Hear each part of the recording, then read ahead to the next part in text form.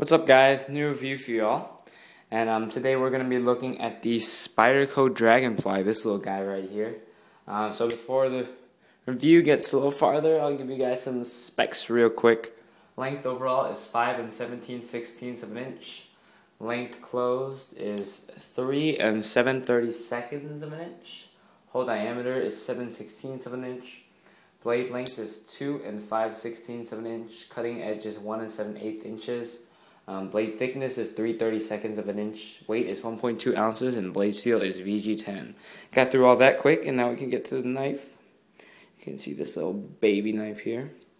I've had this for maybe a month and a half or so, and haven't tested it too hard, but I know what it's capable of. Let me give you some size comparisons real quick. Here it is.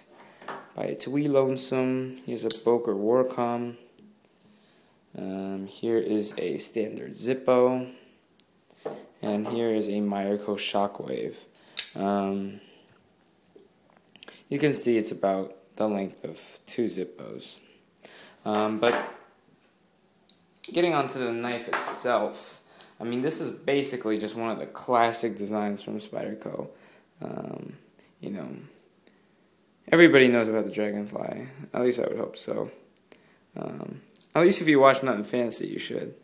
But this is just really a classic folder. It's very small. That's just a given with it. But what that affords you is that this thing is a wicked cutter for, you know, a knife its size. And I say that with all sincerity. Opening it up, I have the old version. This is a focus.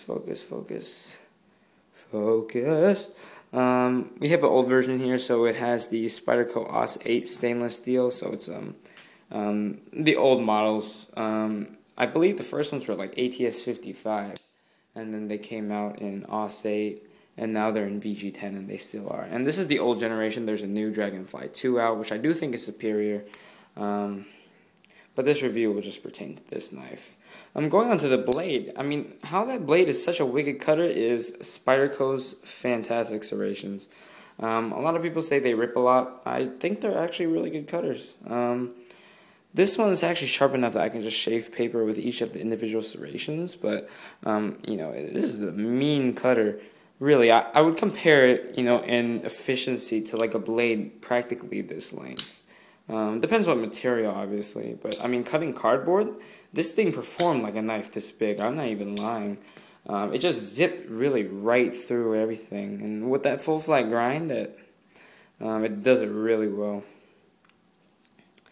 Besides cutting up some cardboard, cut up some paper, a little bit of cord, but mostly paper and cardboard. And just because, you know, when I'm bored, I will just cut up those priority mailboxes that I always get my knives in, and I never use it. You know, you can't reuse those. So, but I do like the shape of the blade. It is a spear point, leaf-shaped blade, and you know, it's not really like it's actually kind of flat, comparable to a Warncliffe that's just angled up. But it's appropriate blade shape for this length. I mean, I don't really think there'd be a better one. I mean, really, Spyderco's not, you know, they know what they're doing. I've never tried sharpening these serrations, but I imagine with the AUS 8 it'd be relatively easy. It's held its edge pretty well. Nice satin finish on the blade. One thing is, like, here, I'll show you. Here on the Warcom, you can see that the blade is bead blasted. I think that makes the knife look really cheap. I don't know why. I prefer a lot these, you know, standard satin finishes over something like this bead blast here, but that's just me. Opening hole is 7/16 of an inch, so it's decently large. I mean, it's probably as big as the one on like the Benchmade Mini Bone Collector, but this one's completely exposed, and it has a good position relative to the pivot, so it's easy to open, very snappy, very quick to open. Doesn't require, you know, really that much effort at all. Going on to the base of the blade, we have the jimping, we have the spine here with the thumb ramp, and we have the choil. Works very well, make it it makes it a very good 4-finger knife. I mean, I can get easily 4 fingers on this thing. Back on the handle, I can get 3.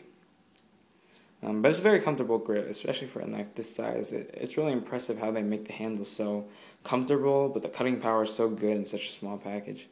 The handle is the old style FRN. This is the Volcano grip. I believe the new one is the bi-directional texturing on the Dragonfly too. But, you know, the grip pattern is fine. I mean, it's not that great, but FRN is usually not all that great. You can see here it says Spyderco Dragonfly on the logo here. This is a pinned together construction, so you can't take it apart. But it does have a little bit left to right play and a little bit up and down. But I noticed with lockbacks play, there's just a little bit of play you tend to see in lockbacks, and that, to me, that's not a problem. Besides, you're not going to be beating on this knife super heavy, and I feel like the lock bar is decently thick for strength. Disengaging the lock, very easy too with that boy dent. It's kind of, you can kind of do it with one hand, but you can see the blade comes close to my fingers. You got a clip here. This is integral. This is an integral clip, just made out of the FRN handle. It's just kind of cast as one entire piece. My thoughts. It's okay. I definitely would have preferred a stainless steel clip, which is what they've done on the Dragonfly 2 now. So I do think that's a superior knife for that reason. It does have the new wire clip and has, I think, better FRN in general, and the better steel, but you can still find the VG10 on some of these old FRN's ones too. What I don't like is this little, pin pivot plastic ramp thing. I don't know what the purpose of that is. I think it would have looked a lot better if they just kept it flat. Now it just kind of looks like the knife is incomplete and something belongs here. I don't really know how to explain it, but you can see there's no grip on the back of the knife, and there's just this kind of weird, rampy FRN deal sticking out. Doesn't affect grip at all, though. You can see the lanyard hold here. Pretty small. Not really all that useful, but I've never been a big user of those anyway.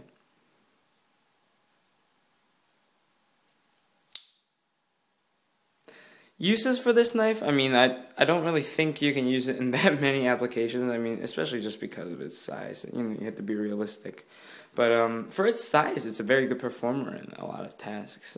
Food prep, I think you could use it, maybe like a plain edge to peel stuff. But the serrated, I think it's good for cardboard, rope, that kind of use. And just getting through things, really, really quick. This knife definitely packs a lot, in a really small package. A lot of punch in a really small package. Not that affordable. These things are like $40, which I think is a little expensive for this knife, but I do think that Spyderco makes great knives, and you can't really, find anything too wrong with this one. That 1.2 ounces also makes it so that it's basically invisible. Whenever you drop into a pocket or anything, you actually forget it's there. You can carry this as a primary or secondary depending on, your laws in your state and what your preferences are. But very capable knife, highly recommend it. But I would, over this, recommend the second generation. So that's my review of the Spyderco Dragonfly. I hope you guys enjoyed it. More to come soon.